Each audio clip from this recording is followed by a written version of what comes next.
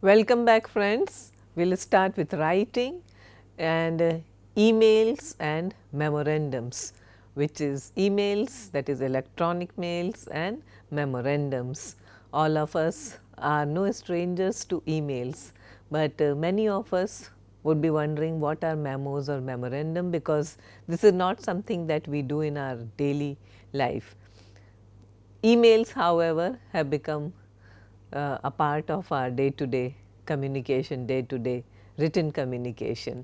So, the focus is on emails and memorandums, and in what context are we supposed to read to use them, and what are the etiquettes, what are the protocols of emails and memorandums in a business situation. So, let us look at the objectives of the module today. The module is we are focusing on the general, on some general tips on writing, how to write emails or effective emails rather, and what are memos, memorandums, and how to write effective memos. Remember, these are part and parcel of your everyday communication in business situations. Business communication in office and corporate situations, you have to send emails and memorandums on a daily basis. And the bullet point 1, that is general tips on writing, is going to help you in improving your writing skills in a more broader context. So, let us look at this list of tips on good writing. I am sure that most of you are aware of this, but let us revise them for our benefit. So, remember that it is important to choose an appropriate style of writing. Business English or business emails and communication, they require you to keep it simple yet coherent. You should be able to make your point very succinctly, but in an effective way. So, do not beat around the bush. This is not a test of creative writing, this is a test of effective writing. Remember, always organize your letter, and by letter here I mean the email that you are sending. So, email letter that you are sending as an email, electronic mail, into paragraphs consisting of an introduction, a main body, and a conclusion, which is true of all forms of communication. If there are more paragraphs, then we are just assuming that you have more material to write, okay, but do not write one sentence paragraphs, that is a disaster. The layout is important, and this includes writing the appropriate salutation and conclusion when you sign off the letter. So, all these things are important. Your vocabulary counts. So, how to improve your vocabulary? Only one way: to read a lot and to pay attention to when you listen to communication or somebody talking, okay, somebody's speech, but do not pick the wrong kind of slang. I do not want to get into any discussion of what is called wrong kind of slang, but wrong kind, that is aggressive kind of communication, or which is impolite. Many people think that to be aggressive and to be impolite is winning the battle, but in my opinion, in the long run, these things may not be that effective. Remember, you have to rehearse and practice your words whenever you come across an interesting or an appropriate word in a new situation. Try to practice, rehearse it. Remember that writing can be easy. I mean, writing is not the easiest of all skills, but it requires practice. Now, how to write emails? The general tip is the style of a business email is that of a formal business letter.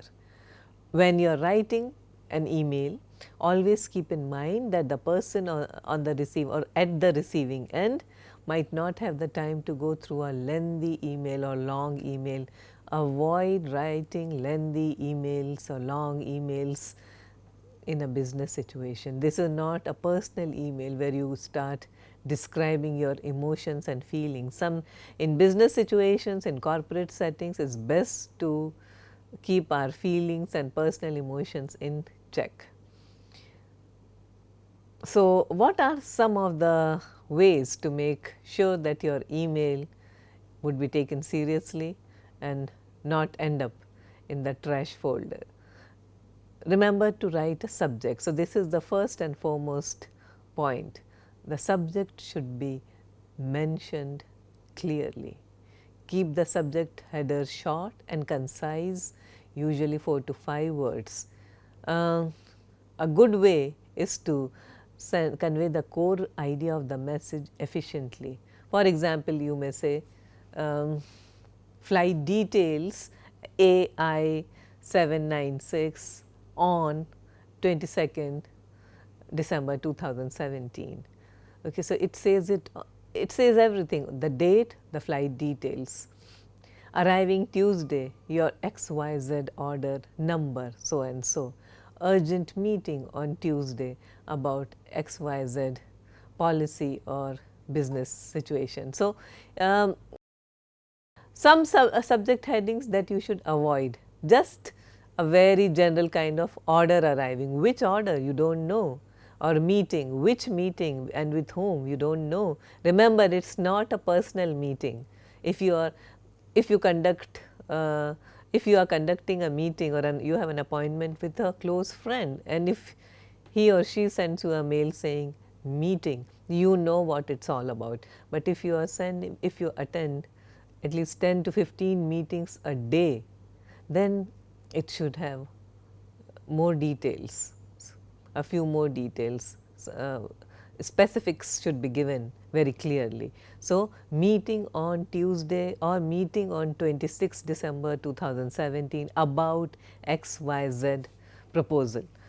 So, that is important to write in the subject, so that the receiver or the receivers are very clear about what they are attending or what they are being called for. Second important point in writing a business email is to organize your message appropriately. Remember, you have to format it correctly in such a way that important points are highlighted. Generally, we do not encourage bullet points in business letters, but if your company allows it, it all depends on what are the requirements and how it is done in your particular corporate situation. If bullet points are allowed, it is fine. Generally, we discourage writing letters in use or even reports in bullet points, but however, it all depends on who the reader is and what are the requirements and what are the requirements of the given institution. So, if it is done, it is fine, otherwise avoid bullet points. Headings also, the same goes for headings. So, many a time it is allowed, many a times it is not, many a time it is not allowed. So, although one thing about subheadings and bullet points is that these things catch instant attention of the readers. So, it all depends on your institution or your agency or your corporate, how much you are allowed to use. But paragraphing, yes, you have to use effective paragraphing. Now, also remember while writing emails that you should have a clear idea of what type of content to include in your message. So, always try to answer the questions as what is my position and who is the person I am writing to. I mean, if you are sending a mail to your boss, to the manager, again it depends on your interpersonal relationship with the boss. If your company policy is extremely relaxed and casual, then you need not be very formal. But if, let us assume you are writing to a university professor or the dean or the vice chancellor, then remember that formal tone has to be used. It is all right in extremely western situations to address people by their names, dear Bob or dear Richard, and so on. However, always be culturally appropriate. In many situations, in many countries, addressing your boss directly by their name may not be may not be the best idea. Remember what is the connection between you and your recipient. So, what is the relationship, or what is the connection that I am trying to establish with the receiver. So, these things are important. And again, let me reiterate, we are talking about business situations and not personal relationships. What do you expect from the receiver? However, it does not mean that you have to be extremely flattering to people. I mean, that also becomes extremely absurd. In today's context, nobody, for instance, write respected sir or madam. It would be in most of the situations, this kind of writing is absolutely outdated. Dear sir or madam, yes, it's accepted, it's universally accepted. Even if so, if you, in case you have doubts whether you should be addressing a person by their name or not, then it's better to use dear sir or madam, and it's always safe. Why am I trying to establish this connection? And remember, you have to be very clear in your mind that what do you want from the person, what are the further steps that I should suggest to the recipient. So, state your problem or your requirement succinctly, briefly, and then the steps that you need to suggest to the recipient. Now, at the same time, I am talking about real time situations, in real life corporate situations. However, if you are taking exams of business English communication, so in exam situation you will always be asked to write the letter in a particular number of words, a specific number of words. So, if it says you have to write a letter in, let us say, 80 to 100 words, then you see to it that you are completing or you are fulfilling the norm of the minimum words.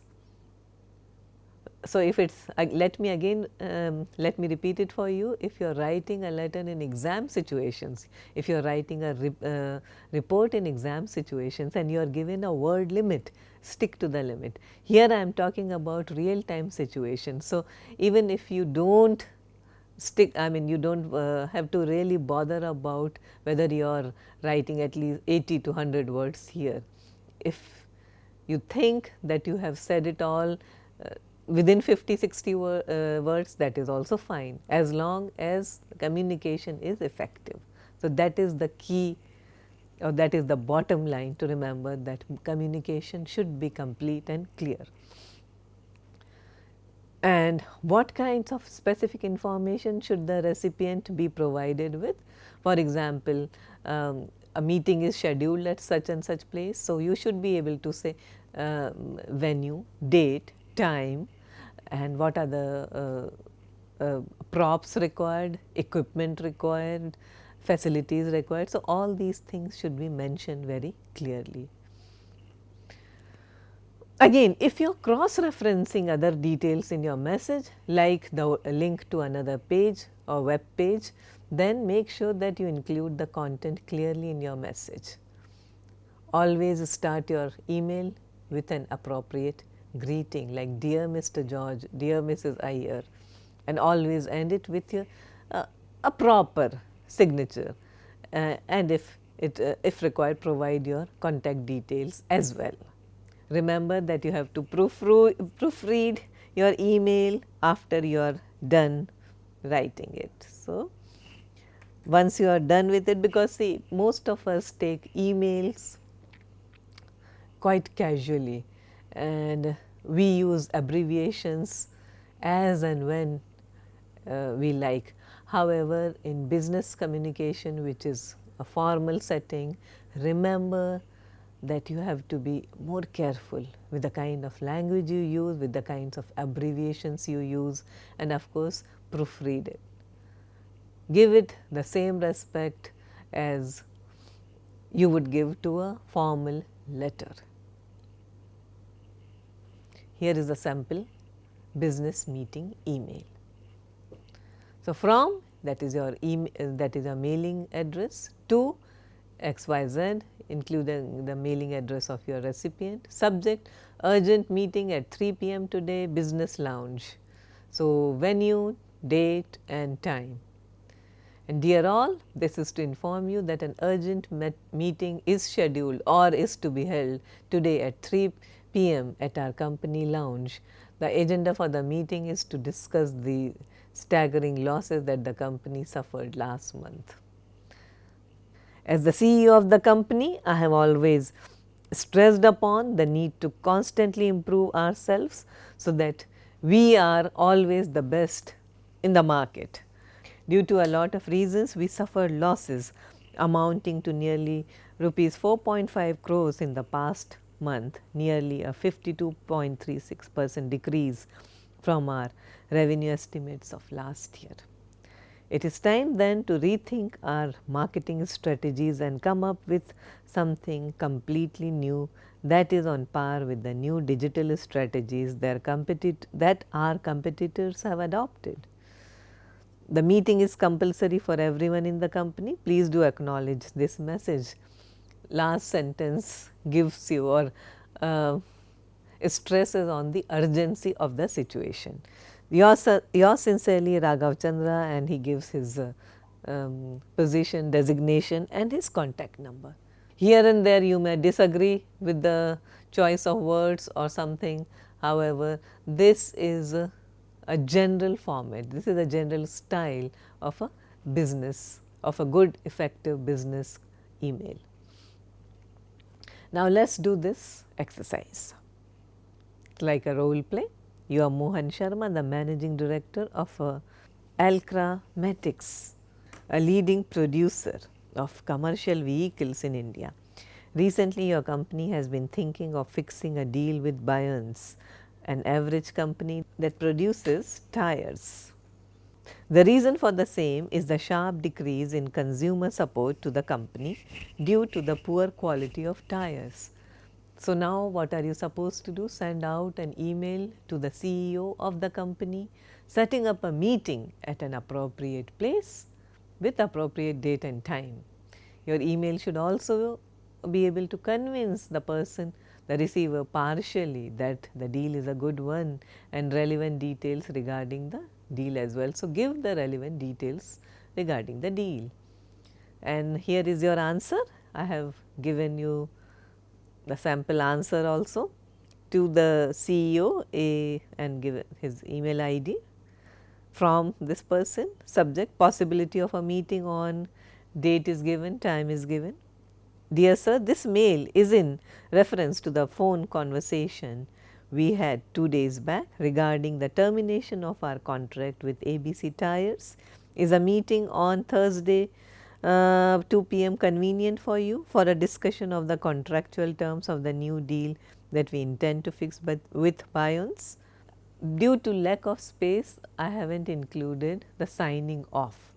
Always remember to sign off your letter appropriately, as I have already shown you in the previous mail. Now, making a deal, this is another topic and a business proposal email. Remember what is a business proposal email, which is it's a kind of an email which is meant to reach out to prospective clients and let your company be known to someone. So, here is a sample proposal email. Before attempting one of your own, look at the sample. So, this is to and from and subject and sir or dear sir or dear Mr. XYZ, whatever is the person's name. This email is to formally propose electrical wiring services for your company Albatross. We recently came across your newspaper advertisement asking for electrical wiring services and we decided to form an acquaintance with your company. And this is continued now, this could be your second paragraph. Alcatrix was founded in the year 1956. So, he is giving some information about his company with the aim of providing the best or the best electrical wiring service to anyone who requires it, domestic as well as commercial. We have been one of the best in the market for the past 30 years, and we are here to propose the best wiring offers for your company as well. Please find attached a full list of our services in the brochure attached to this email. Now, consider how effective this strategy is to introduce your company, because do not just assume that you are so well known that everybody will just lap up or whatever you are offering. So, you have to always attach your achievements. Same goes for, let us say that you are applying for a job or recruitment advertisement, and you are supposed to, however well known or however big your achievements might be, you have to always attach your curriculum vitae. Do not just assume that your achievements are so well known or widely known that you do not need to publicize yourself effectively. So, here again a full list of our services in the brochure is attached to this email. What are we? What do we bring to the table? What are the services we can offer to your company? If you wish to speak to us further, and this sentence can also be written as if you are interested in your proposal, please do contact us at this number, or please do not hesitate to call us at this number. Yours sincerely, your name, your designation. Now, here is another exercise for you. Recently, you purchased a brand new dress through an online portal or shopping business portal. However, on receiving it, you find it to be drastically different from what you had selected. The company offers a 1-week replacement policy. Write a letter to the company asking for a replacement. And what could be the tips before you start formulating this kind of an email? The tips is, firstly, you have to introduce yourself, not your designation. Here it is not necessarily who you are, but you are this customer. Give exact details about the purchase, the date, the product number, its description, the order number is also important. Many a time when you place order through online service portals, then or shopping portals, they give you an order number and they send you an acknowledgement. It is always good to send, if you have any complaint, then in the same thread you should be able to it is advisable that you send your complaint also in the same thread. And of course, if you have purchased from the company before, mention that too. It adds credibility to your claim that you are not a habitual complainer. You have had dealings with this company before, you have bought goods from this company before, you do not always return them. So, it is not like you are a known harasser or troublemaker, but this time the complaint is quite genuine. So, here is your sample answer response to online portal at so and so from Gayatri and this, and subject order number 3457. Dear sir, I had ordered a blue long dress from your company 2 weeks back on the 22nd of January 2017. I received the order number a week back on February the 1st. However, the product I received was not what I picked. The dress that I had received was pink and looked drastically different from what I had selected. It is unfortunate to say that this is the first time this is happening, since I am regular customer of your company. I am aware that the dress comes up with a 1-week replacement policy and I would like to avail it. Please do let me know about the procedures to be followed for the same. Sincerely, and your name. So, this is very succinct. You can also give your contact address, your number, and as I said before, most companies give you an instant acknowledgement once you pay online or place an order. So, it is better to send such kind of a letter in the same thread that, look, this is what I ordered. It is not like I am making it all up. So, this is the way we write a letter of complaint if we haven't received what we actually ordered for.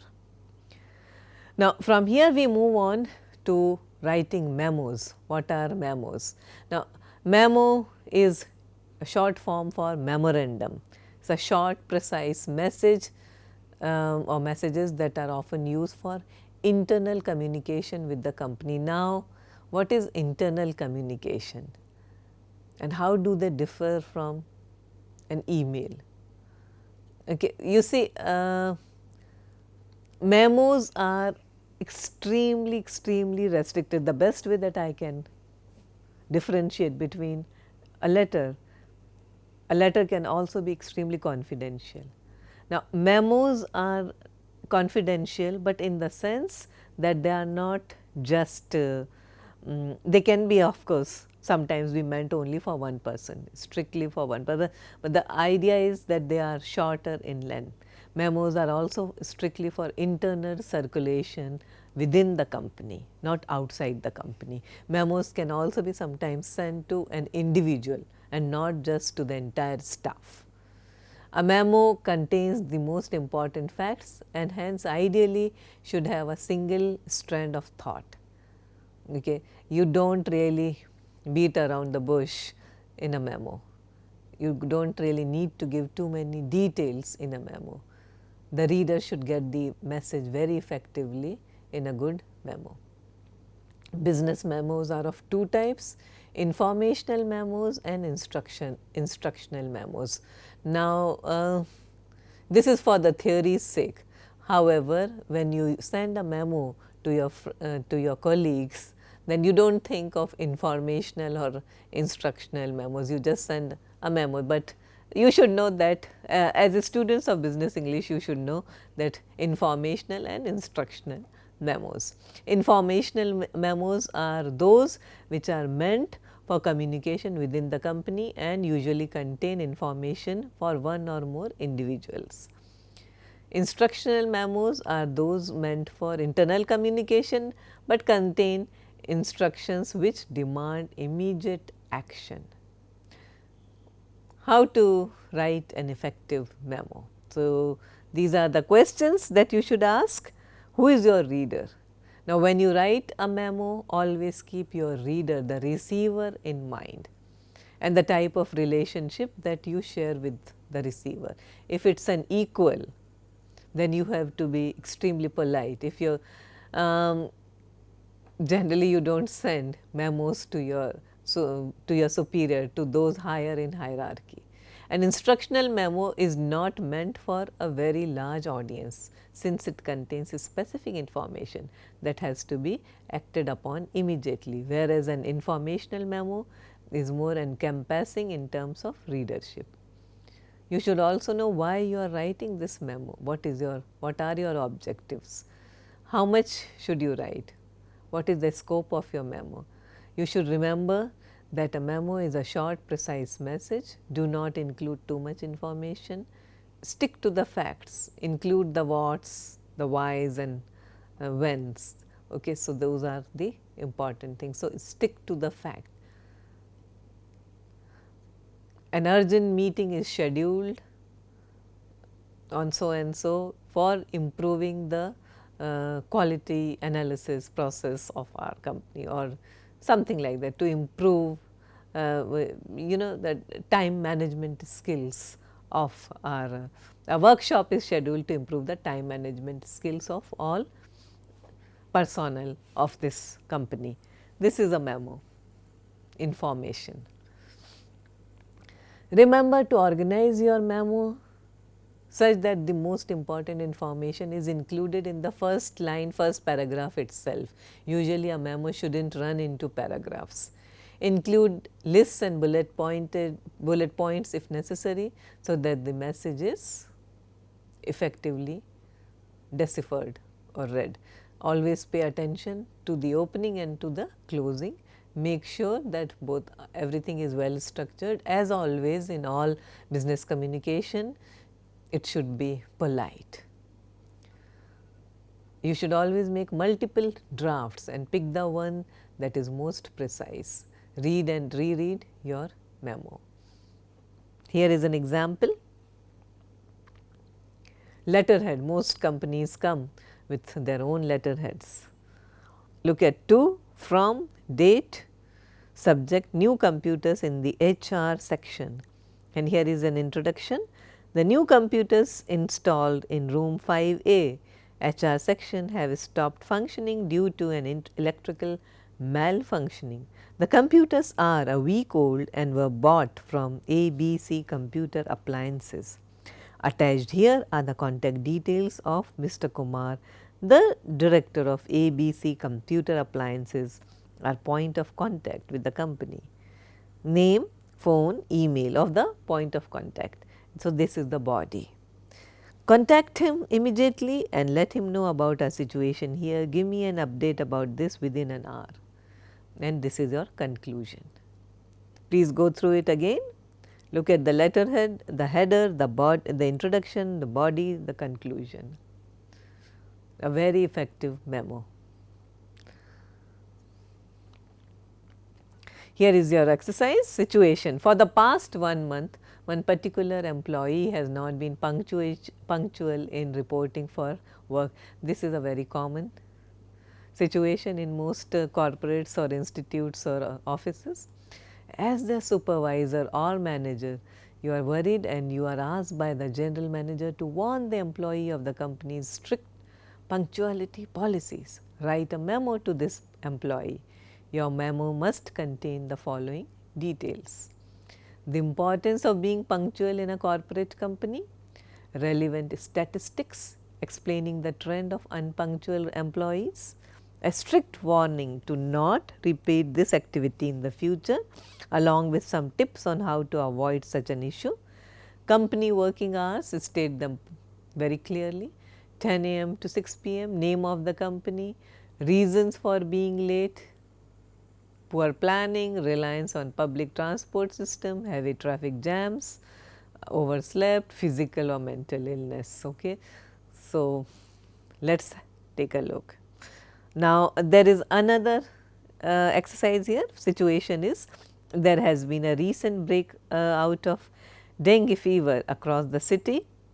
You are the HR manager of a company and you observe that this much percentage of your employees have fallen sick over the past 1 month. Concerned about the situation, you have asked Medina, a local healthcare center, to conduct a thorough medical checkup for all the employees at your company.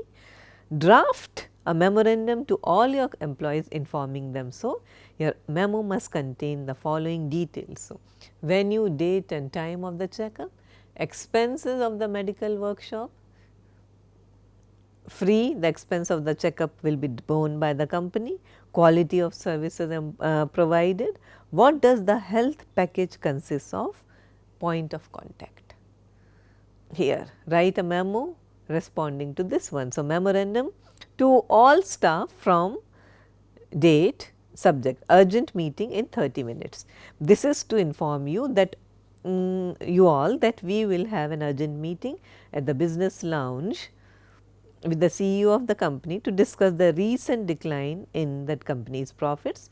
Mr. Sharma, general manager of the company, will be going over the basic sales statistics of the past 10 years. Please note that the meeting is absolutely compulsory for all to attend.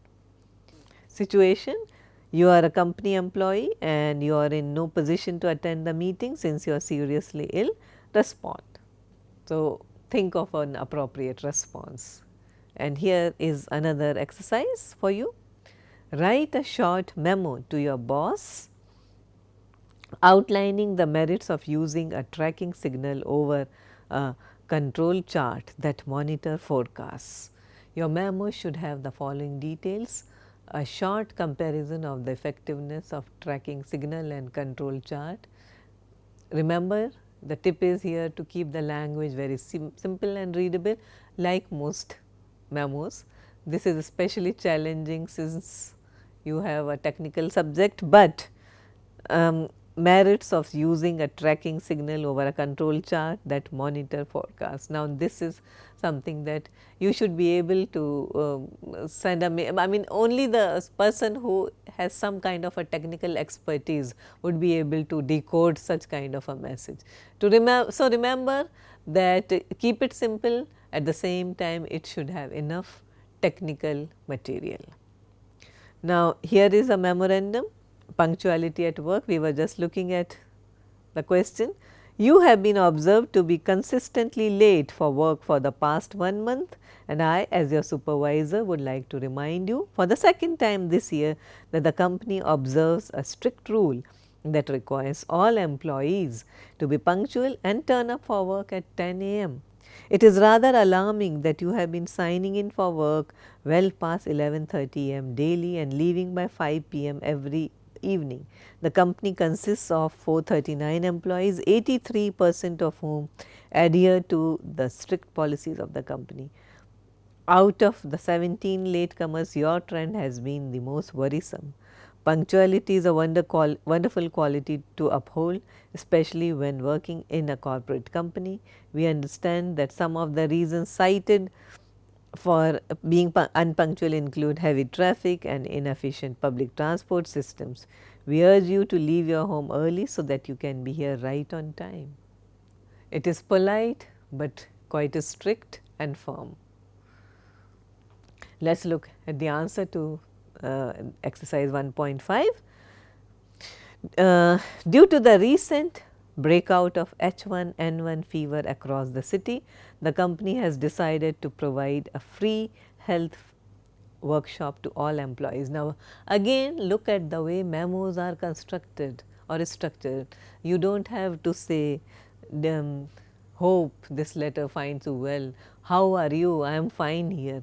So, this is not, because here this is not the style or appropriate style of a business communication, of a business memorandum.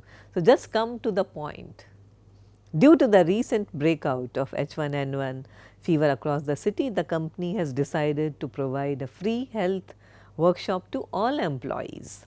The health checkup is free for all and it will be done by Medina, a local healthcare service that has been doing such workshops for the past 10 years in several companies. Company statistics show me that nearly 47% of employees have reported ill for work over the past 1 month alone. Hence, I request all employees to avail this service.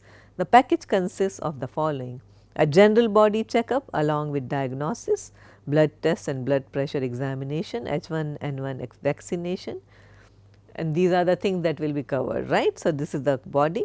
And conclusion, do contact Gayatri at room this if you are interested. Her contact details are also attached, phone number this. Instead of if you are interested, you can also say this is absolutely mandatory. It all depends on the way your company treats such matters. And here is the answer to the next exercise, where everyone is expected to attend a meeting. Due to a high fever, I will be unable to attend today's urgent meeting as I had planned to take a half day leave to visit a doctor. My sincere apologies for my absence. Clear and succinct. Here are the references if you are interested to learn more about effective emails and writing for business communication. Thank you very much.